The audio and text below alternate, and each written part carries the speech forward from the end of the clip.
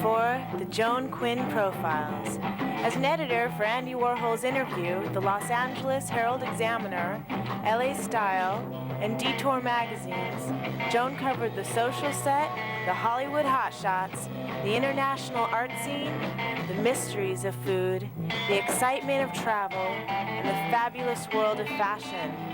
Joan continues to find creative people on the cutting edge who make things happen. Here's Joan Agajanian Quinn. Hi, I'm Joan Quinn, and welcome to the Joan Quinn Profiles.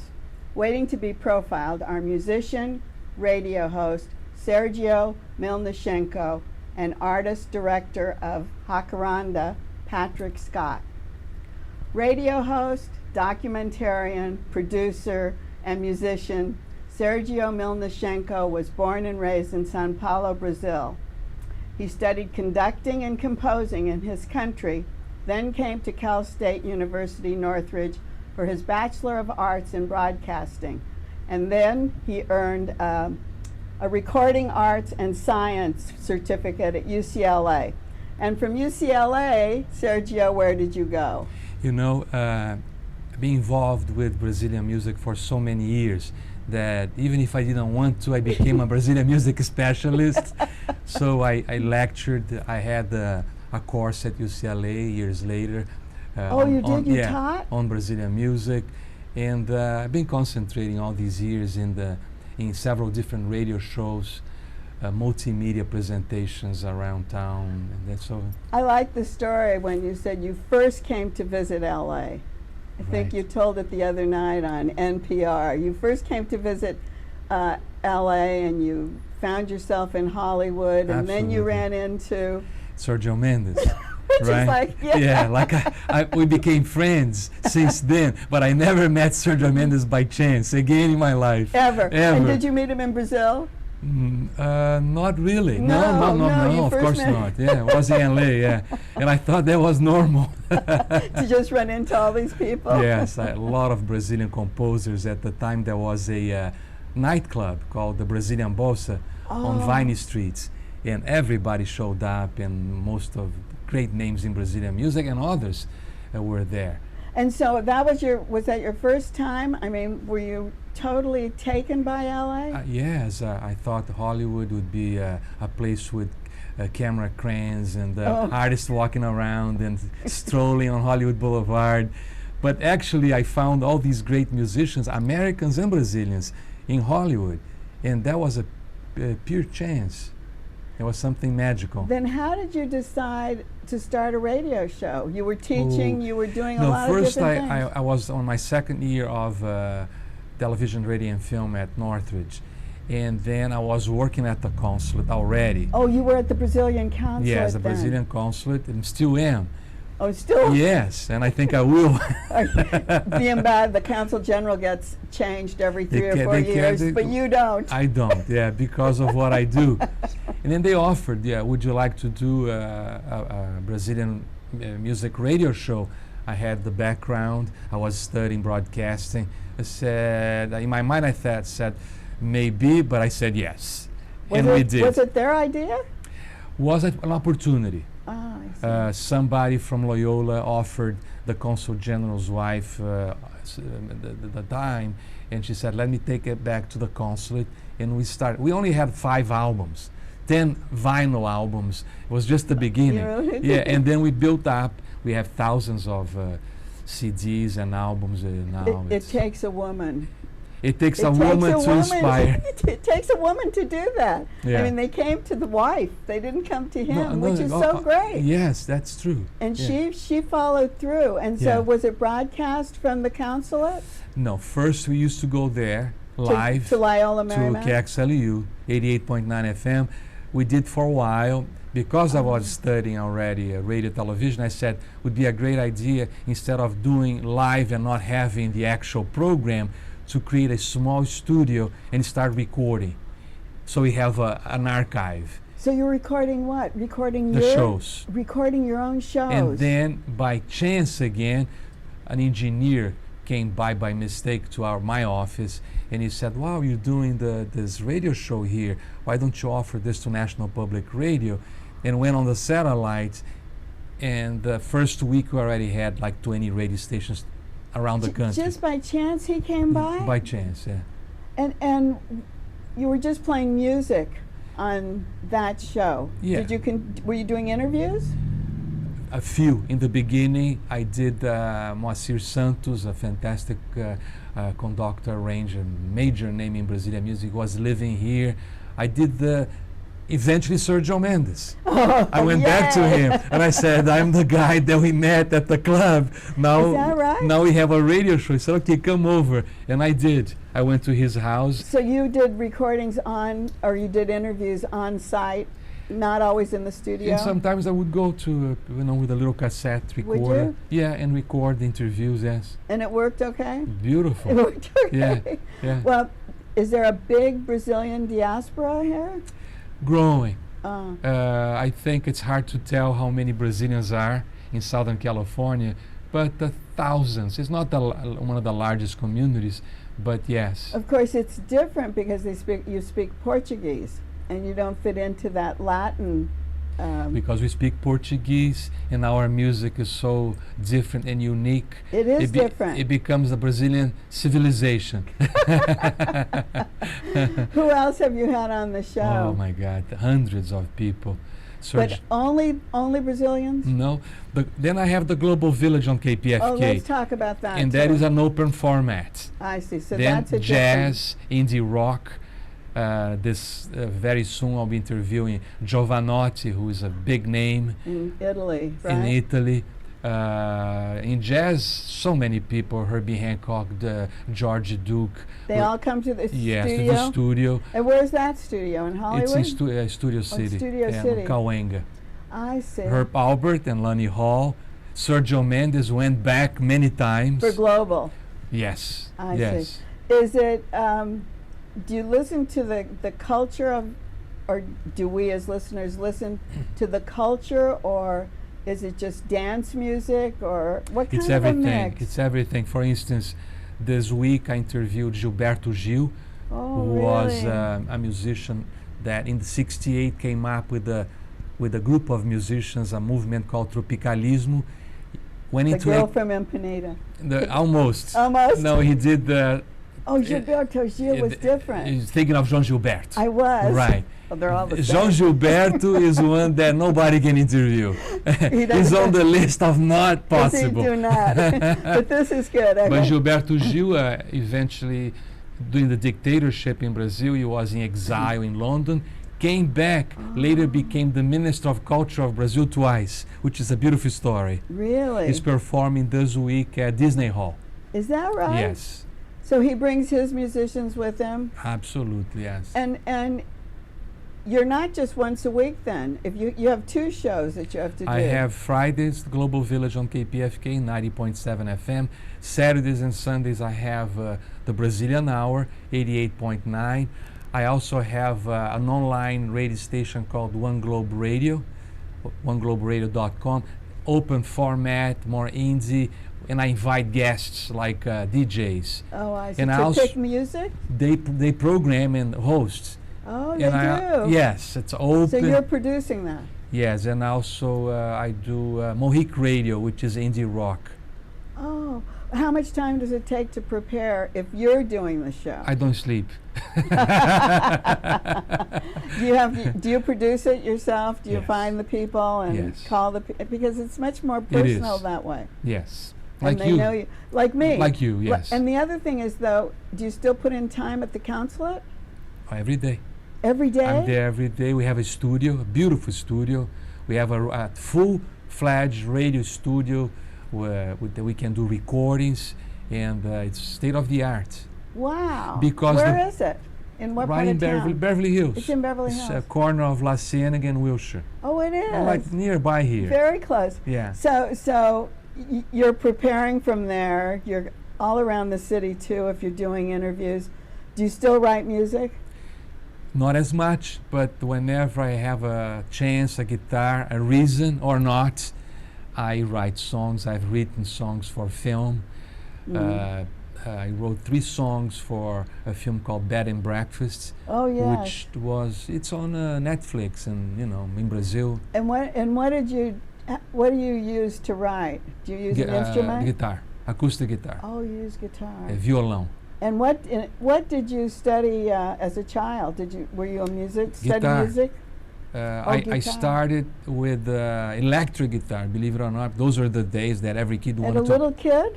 I was 14. Well, a teenager with it. Yeah, electric guitar, then I played 12-string guitar, then I went into acoustic guitar, and then as you mentioned, I studied composition, and then I Right. transferred to Northridge to study music, but then I looked at television, I said, I like it. And I studied television, and then end up with radio. And then that came with that. Right. Do you still get a chance to conduct? I haven't conducted. I really would have to have studied so much more. Oh, you never went No. all the way? No. Oh, I left Brazil on my 2nd year. I was exposed. I love classical music, but I never really did. Yes. I thought you were conducting too. No, You no, never. I was 19. Yeah, when you. Not to say that you cannot conduct at 19, because they do, right? Yeah, but they start early. Start very They start early, early. yes. That's why they're conducting at 19. Absolutely. When you're in the cultural division of the Brazilian consulate in Los Angeles, what programs do they have to draw in their people or other people? The cultural department of the Brazilian consulate, we deal in music, Brazilian films, fine arts, literature, and more recently we have a sector within a sector which helps and guides Brazilian students in a high education level coming to a large area, including Los Angeles. So very recently we had 80 students being part of a meeting.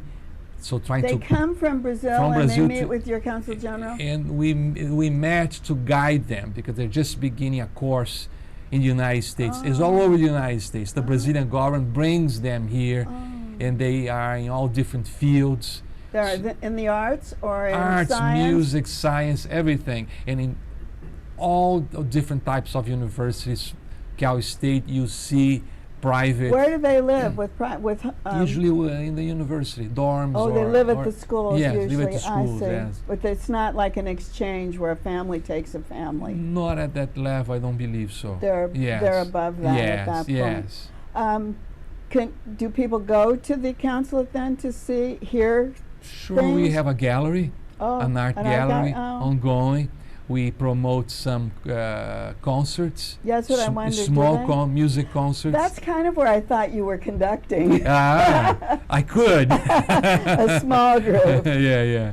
Oh, so that's a fantastic Yeah. venue for everyone. Yes, it's a beautiful. I think it's a model consulate in the United States. Very modern. Really? Very modern. We are at the Flint building, Oh yeah. Suite 300. We take the whole floor. It's a state of the art. Wow. Yeah. Well, I'm so glad you came and told us about all of that. I'm glad to be here. And thank you so Yeah. much. All right, my pleasure. And don't go away. We'll be right back with Patrick Scott, whom I think does compose and conduct. Thank you.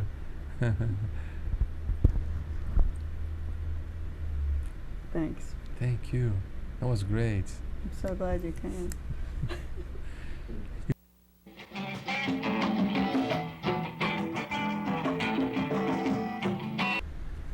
Hi, I'm Joan Quinn, and welcome back to the Joan Quinn Profiles.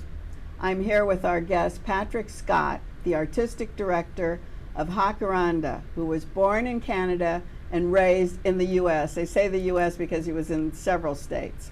He attended Arizona State University in an experimental art program for gifted teens and the Kachina School of Art in Phoenix. He graduated cum laude from UC Irvine with awards in painting, and he also thrived in the dance and theater design department, where Patrick went on to found Eyes Wide Open. Yes. as opposed to eyes closed, like Pina Bausch.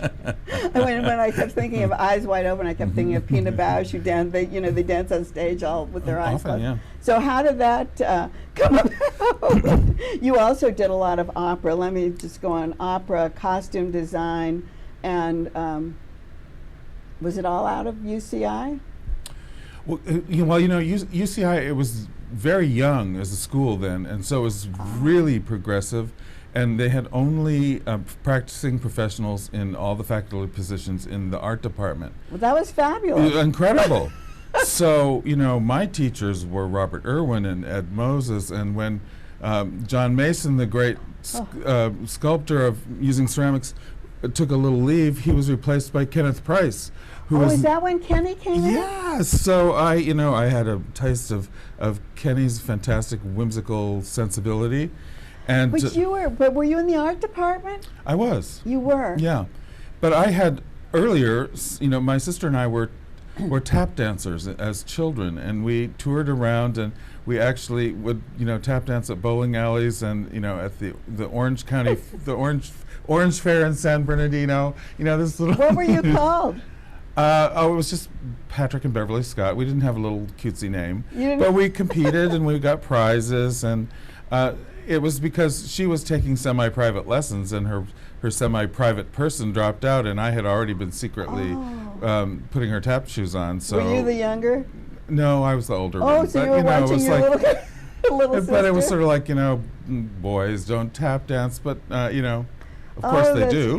That's great. So where were you taking tap lessons? Well, this was in Phoenix before we moved to Riverside. I see. And then that even though at the same time I was working on my Eagle Scout merit badges and all that stuff, which I did attain, I appeared in the opera and the ballet there, and studied ballet and modern dance, and came to UC Irvine as an honors English person intending to be in literature, and they said, oh, but you haven't taken the Subject A exam, which is like dumbbell English, Right, yeah. and you should probably take that, it'll be nothing. Well, I took it and I failed it, and they immediately took me out of this this accelerated program, and I had always been very interested in art, and so I just changed my major. And there were all these amazing people. And there was Eugene Loring, the legend of American dance. And so I enrolled in a dance class, and he gave me a scholarship to the American School of Dance. Is that how, really? Yeah. So for my summers, I and it was an amazing program. We had Javanese dance as well as. So, I was doing all that. It was a real global kind of thing? Yeah, way back, we're talking in, like 1969. But let's go back even further, that gifted teen program. Here you are, you've gone through this gifted teen program, and you get to UCI and don't pass English? You can't. What is this? I don't know. It must have been one of those testing things. I can't figure it out myself, because I had a wonderful English teacher, and I wrote very well, and I still do write very well. Otherwise you wouldn't be where you are. I think it must have been my destiny not to be stuck in that. It's probably true. But just very quickly tell me what that gifted teen thing was. Well, it was. It was at I was in the Arizona seventh State? grade. I was in the seventh grade. Fantastic. And I have to say, for everybody out there, this is intense nostalgia about what once was, and the glories of arts education in elementary school. Yes. We had a specialist named Juanita Clemens, who was part Native American, and she would come to every school every week. She had an extremely rigorous program that she laid out in the third grade. Oh, she would come and visit you? She would do art classes with all the students. That's what I mean, but she would come from the outside to come in? Yeah, and very ambitious projects, and it was sequential from the third grade to the eighth grade, because at that time, in Arizona, you left eighth grade, not seventh grade, and we did really amazing things. And she was a real bohemian with the crushed velvet skirts and the those are great. Turquoise, and she was a real character and so inspiring. and she was at that point, Frank Lloyd Wright's great Grady Gamage Auditorium was being built, and she was very interested in it and would sneak in and creep around and tell me these stories. And I, at that point, really wanted to be an architect. I really was fascinated with Taliesin. You were going to be an architect, you're a dancer. You really covered the arts, didn't you? I actually applied to the School of Architecture at USC and got a scholarship of $800. And my parents said, well, that's not enough. And I said, "Oh, okay." And I didn't know that you take the $800 and then you go here and you go there until you get enough to, you know, yeah. But I went to Irvine instead. It was probably they were doing SC was by the unit probably at that time, $24 a unit or something, which was like 12 when it started, and then it grew to be like it was. But maybe this teacher in her crushed velvet skirt was the inspiration for you to work in education, because you really gave back to the kids at in LA's best. Yes, LA's best, absolutely. But before LA's best, I have to talk about Humanitas, which was a high school reform program to integrate arts with other subject areas. This was back in the 80s, and it's still going. It's going really strongly.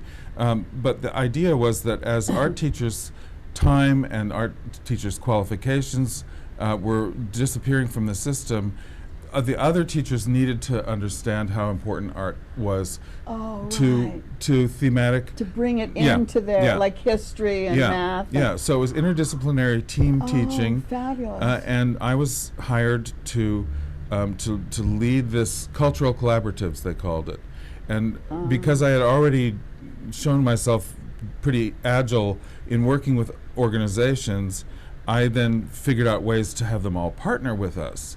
So for example, when it was the 50th anniversary then of Kristallnacht, I knew that there would be organizations all over town dealing with this issue. So we looked at the emigre culture in Los Angeles, and this was 1988, with 2 architects, 2 filmmakers, 2 composers, and 2 writers. And how'd you combine them? Well, I got teachers to write biographical material about them.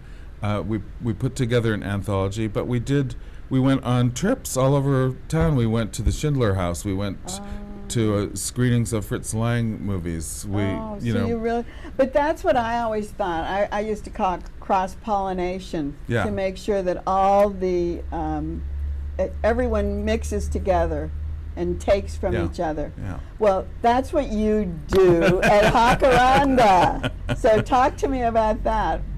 You're not a trained musician. I'm not a trained musician. You're trained everything else. That's right, everything but music. But this has now become my passion, and I think probably the 3rd or 4th act of my life is definitely devoted to the promotion of new and modern music and an appreciation of the entire traditions of music and how they are, bearing fruit. People somehow disconnect.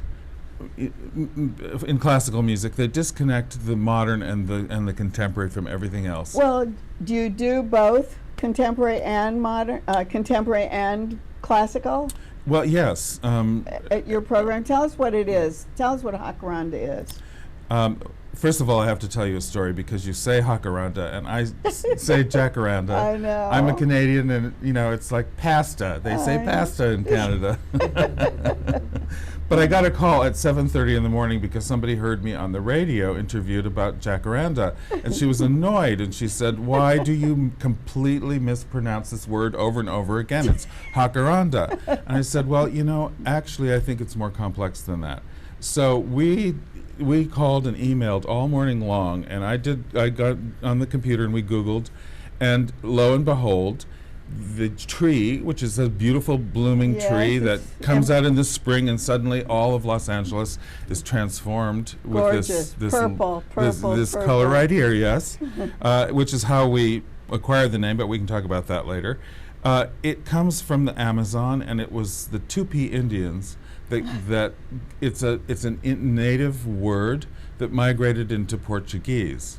So the correct pronunciation is Jacaranda. Jacaranda. Jacaranda. Well, we don't call our jacaranda trees in front of our house that. Jacaranda. And when people used to say jacaranda, you go like, oh, that's just horrible to our ears. It's hard to hit. Anyway, what do you do at Jacaranda? We're a concert series that goes from October until this year it's June 1. And they're like, each one is like a journey. The one that just happened on Saturday is a very good example. We started in Los Angeles in the year 2000 with a piano piece written by Esa-Pekka Salonen for the great pianist Gloria Chang. She performed it, and it's broken into two movements, mechanisma and organisma. So it's called dichotomy. So you get this idea of, okay, the urban, the natural. So then we move that through the story with Steve Reich's City Life, which is a depiction of Manhattan at its grittiest and most engaging and challenging. And the second half is a piece by Tobias Picker about the Galapagos Islands. Fantastic. We have a little stop in the Bahamas on our way down there with Island Prelude by Joan Tower. So this was really a program of music from the 80s, 90s, and the early part of the 2000s. And it's in a different kind of a venue. It's not an auditorium. It's not a hall, I should say. No, it has a lot of best qualities of a hall. It's First Presbyterian Church of Santa Monica, which was renovated in 2006 and 7 to add a balcony. And the space is, perhaps for some people, it's a little on the resonant side. I like that sound. I like that wet sound because to me it's more physical and more intense. And so when people come to Jacaranda, it's very intimate and it's very direct and the sound is glorious. And so how often do you play? Almost every month.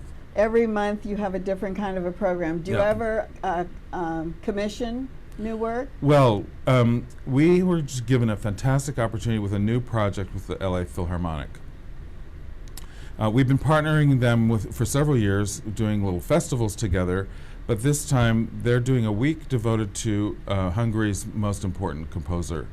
His name is Péter Eötvös, E-O-T-V-O-S, with little umlauts over the O's. And they're going to do a whole week devoted to him, but it's going to start with our program in Santa Monica on Saturday, January 12th.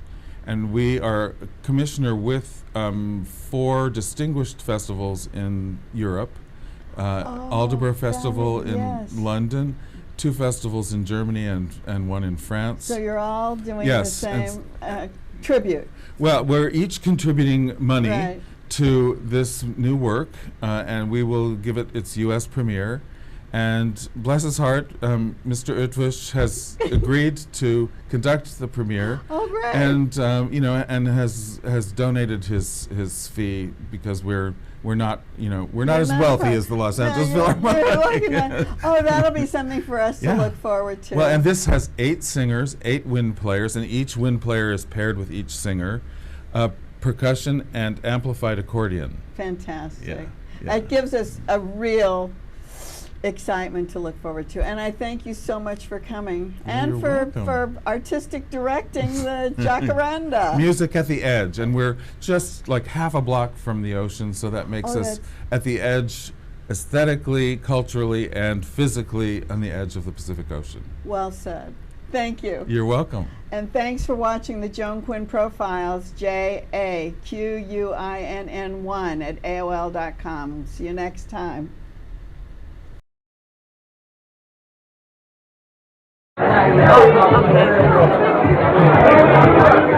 was a great show, by the way. Thank you.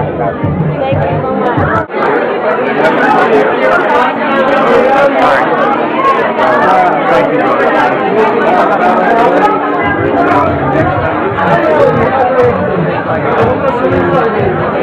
Thank you.